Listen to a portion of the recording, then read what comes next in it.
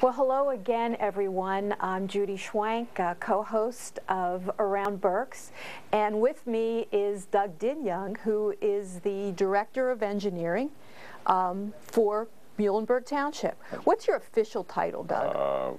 Lots of titles. Director of Engineering, Code Enforcement. There's a few other things go in with that, but we handle a lot of different issues here in the engineering department. Public Works. Well, Doug is a familiar face to a lot of people beyond just Muhlenberg Township because of your work with the veterans community, Doug, and I know you from years back, from my days in agriculture as well as my work as a county commissioner, and I know of your dedication to this job. But tell me, this is a big township and it's a busy place. Even as we were here this afternoon, cars are streaming in and out, so this is a first-class township, meaning that you have township commissioners, you have a larger population, and meaning also that you have more services that you have to be delivered to your citizens as well. So tell us a little bit about exactly what you do here. Okay, well, in our end of the business, we have charge of the road crew. Okay. Which is a 14-man crew and has large. Two foremen. Snow plowing operations, leaf collection. There's a number of other issues, maintenance of storm sewer streets, that kind of thing. And you provide water and sewer as well through the authority. Yeah. Okay. That's a separate authority. So, you know, without being real brief, that's part of the operation. I actually have 3 women that are involved in nursing and nursing homes that go out and do all the inspections in all the various restaurants who have been doing this for a number of years now. We're one of the few townships, I think, that do it outside the city of Reading and actually inspect. And we have about 160 eating establishments in the township, so it's quite a job. In the last few years, I think Steve mentioned, we've tried to really reinvigorate and renew the township and become something different. And in doing so, we've added a couple of staff people here as well. I have 2 code enforcement officers that go out all the time looking at complaints. We hired a zoning officer and code enforcement officer, Michelle Steidel, who's in charge of that part of the department. She handles all the zoning and code complaint issues. She also has a new partner in that as well. Jeremy Searfoss was hired as our fire inspector. He's out all the time. He's a fully trained firefighter, plus he's qualified and certified as an inspector.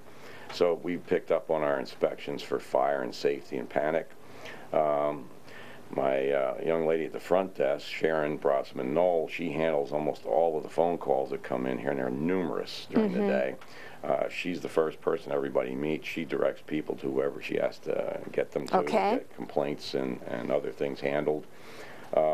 Marcy Hare is another secretary of mine that sits back in that direction. Marcy handles property transfers, recycling, plumbing permits, occupancy permits. This is a big business. Yeah. There's a lot going on. There's a lot of paper and a lot of people come through this office. Michelle's desk is back here. And let's take a look at you know, because I think one of the things that you also have some responsibility for is the zoning and the land use in Muhlenberg Township. And we've really took a hard look over the last couple of years and how to bring about new development. And we've tried really hard to push for it. I think you saw that we got Target Giant out here. Right. We didn't think we were going to get Giant, but we got them. And I really pushed hard with PennDOT and had a lot of cooperation from a lot of people. There's a lot of coordination in getting those big projects, and they don't just land here. 2-year process, and we got what we needed, and I think PennDOT got a great job out of this developer. Just things came together really beautifully for that. And like you said, it is a big township. It's a little over 11 square miles. I've got 80 miles of road. I think that's bigger than the city of Reading. Is it 8 square miles for the city? I'm not sure. But we have 80 miles of road that we take care of. Lots of development still going on, even though it's economically not the time to do it. Farino, Felino, Grande, Greff, they're all still working, but really not as hard as they had been. A lot of major development in that regard. So we're looking here, Doug, at the zoning map. And I see you have a lot of initials on there. Basically, R, when you look at all the R's are residential, the I's are industrial, C's are commercial. And if you notice, it's always been planned this way from the beginning. Our residential borders our commercial industrial It's like strip. through the heart of the Right. township. That was a good plan. Fifth Street Highway is our commercial district, and Pottsville Pike is our industrial area. And it has been, and it's been maintained that way. And as I said, as time has progressed, and we found some things in the law, and some, just by experience, we changed the codes. We have something called adaptive reuse of older buildings. Expo Center was one of the things that helped with that, and now they're reinventing themselves as well. So one of the big things that's still left on the plate is NGK. I'd love to get that thing cleaned up. Is that a brownfield site, Doug? Yes, it is. Which gives that special designation regarding hazardous materials, and it needs specific remediation to reuse that. Exactly. You just can't put houses on there. No, we're not going to do that. We're looking at commercial development there, hopefully.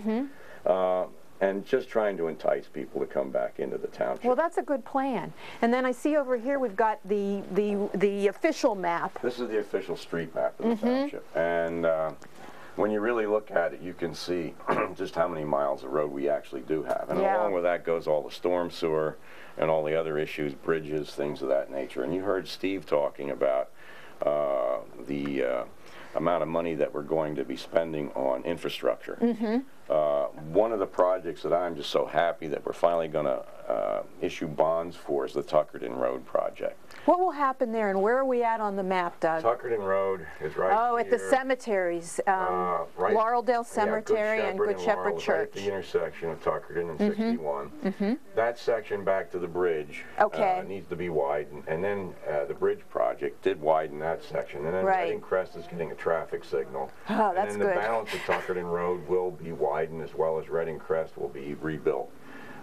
This will put 3 lanes out to Route 61, and we won't have this stacking all the time that occurs in here. But that always amazed me, Doug, the fact that you had, all of that residential, all those little squares there are houses, all funneling out to to the very few main intersections to get to where people need to get to go. Exactly. So they didn't have access to 222 directly, so you had to get them out Tuckerton Road. So that's a good project. Yes, it is. It's an excellent project, and I'm just so happy we're going to finally get it going. Very good.